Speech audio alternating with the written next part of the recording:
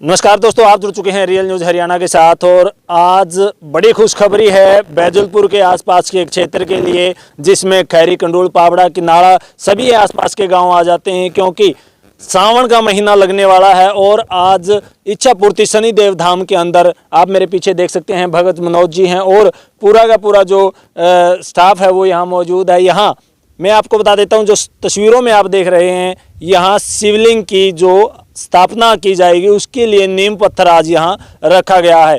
काफ़ी खुशखबरी है, क्योंकि सावन का महीना शिव शंकर भोलेनाथ के जो पूरा का पूरा महीना है वो धूमधाम से मनाया जाता है। तो आज भगत जी से जानकारी लेंगे कि आज जो नीम पत्थर रखा गया है, शिवलिंग की स्थापना की गई है, पंडित जी हैं उनसे भी पूरी जानकारी लेंगे, कहाँ से शिवलिंग को लेके आएंगे। और जो ये शिवलिंग की स्थापना है वो आज की गई है इच्छा पूर्ति शनिदेव धाम के अंदर। काफ़ी लोग यहाँ आते हैं और अपने जो दुख दर्द हैं वो लेके आते हैं, यहाँ छुटकारा उनको मिलता है।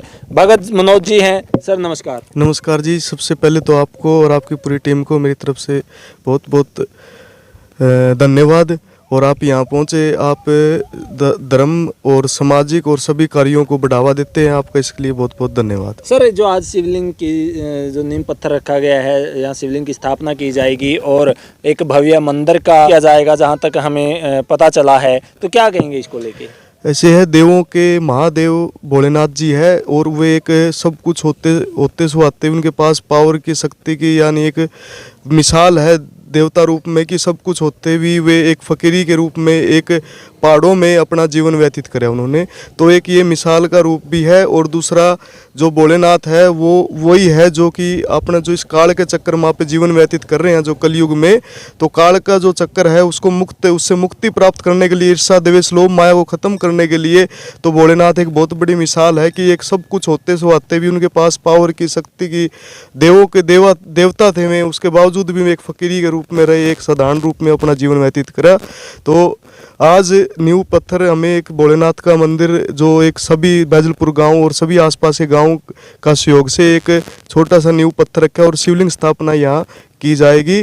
तो सभी आसपास के गांव वालों को मैं यही कहता हूं कि आप जो देवताएं हैं, अपने जो पूर्वज हैं, ये अपने पूर्वज थे, अपने पितर हैं, ये देव है, तो इनकी जो जीवनी है उसको समझ के, उसको जान करके अपना जीवन व्यतीत करें, तो अपना जो जीवन है उसमें कभी भी दुख तकलीफ कष्ट नहीं आए। जी, थैंक यू सर। तो मैं इनको सबसे पहले बधाई देना चाहूँगा भाई साहब को, क्योंकि शिवलिंग की जो आज नींव रखी गई है उसकी जो ईंट रखी गई हैं, इनके जो कर कमलों द्वारा उनका आज यहाँ रखना हुआ है। और सबसे पहले बधाई आपको, इतना बड़ा जो कार्य हुआ। तो क्या कहेंगे, कितनी खुशी है आपको? बहुत खुशी है जी। आज अपने भोलेनाथ का नींव रखी है मंदिर की, बहुत बहुत बधाई हो जी। सर, आपका क्या नाम है? सर कृष्ण सोनी। तो क्या बताना चाहेंगे, आप भी इसमें शामिल थे?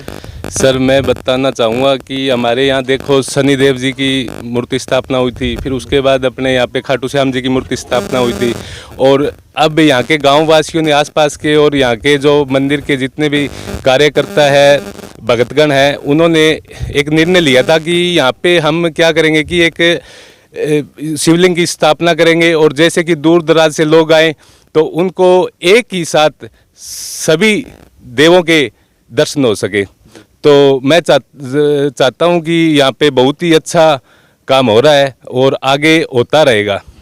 और एक बात और कहना चाहूँगा, पता नहीं यहाँ पे क्या कुछ होता है, यहाँ पे इतनी शक्ति है, मैं तो मानता हूँ और बहुत लोग भी मानते हैं, वो आपको पता भी होगा। तो यहाँ पे आने के बाद ऑटोमेटिक पता नहीं क्या होता है क्या नहीं होता है, कि बहुत ही जो हाथ पैर कोई भी काम नहीं करता हो तो यहाँ आने पे कदम रखते ही सब कुछ पूर्ण हो जाता है। और यहाँ पे इतनी बड़ी शक्ति मानता हूँ मैं। तो आप झाड़ा लगवाने के लिए भी आते हैं, पानी पुनी भी दिया जाता है, उससे भी कोई फायदा होता है?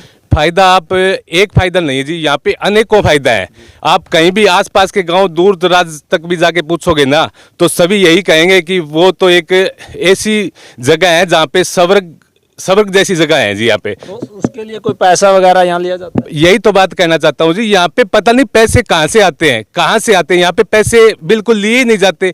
कहीं आप ऊपर भी रखोगे तो 10-5 रुपए से ऊपर नहीं है, फिर भी ऑटोमेटिक भगवान की कृपा से ऑटोमेटिक पैसे आ रहे हैं जी।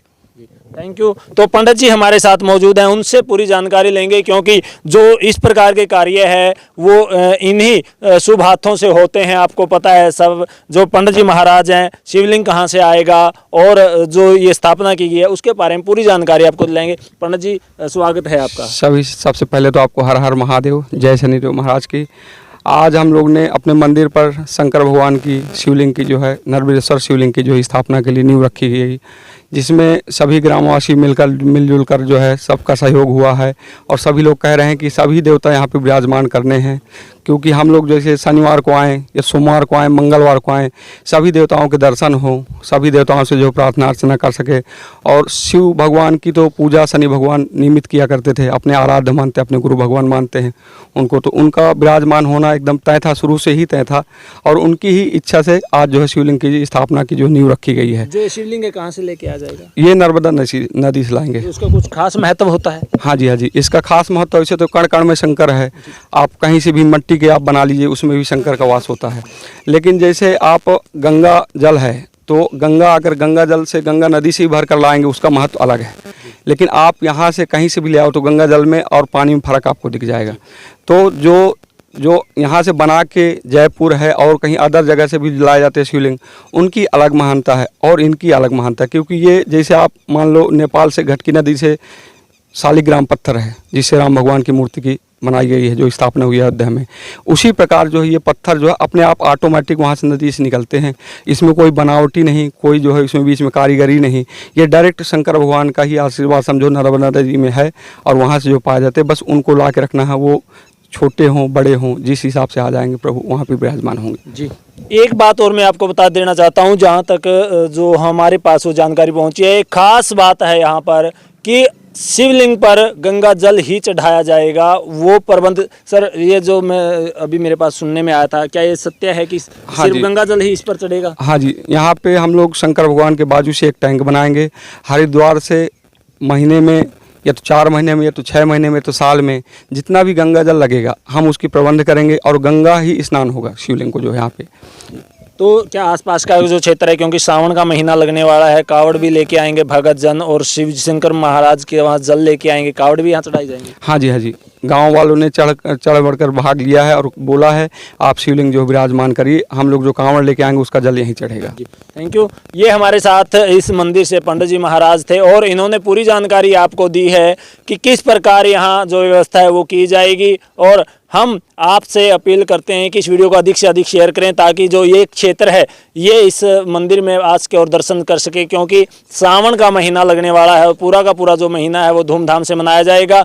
तो बड़ी जानकारी आपके सामने लेके आए हैं, फिर नई अपडेट के साथ हाजिर होंगे। तब तक के लिए जय हिंद, जय भारत।